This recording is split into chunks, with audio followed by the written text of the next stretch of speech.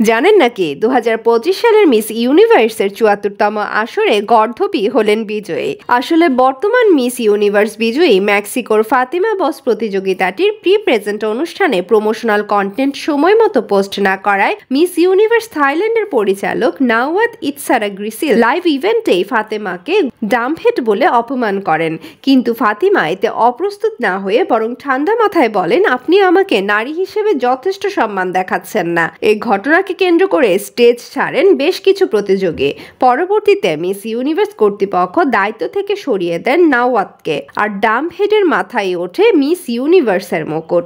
যদিও অনুষ্ঠানে উপস্থিত অধিকাংশই বিজয়ী হিসেবে মানতে পারেননি ফাতিমাকে। ফলাফল ঘোষণার পর দুধ্বনি দিতেও দেখা যায় অনেককে। এছাড়াও মিস ইউনিভার্সের মালিক রাউল রোচা এবং ফাতিমা বোসের বাবার ব্যবসায়িক সম্পর্ক নিয়েও বিতর্ক রয়েছে অনেক মহলে। তাছাড়া সুগার ডেডি বিতর্কেরও জন্ম দেন এই বিজয়ী।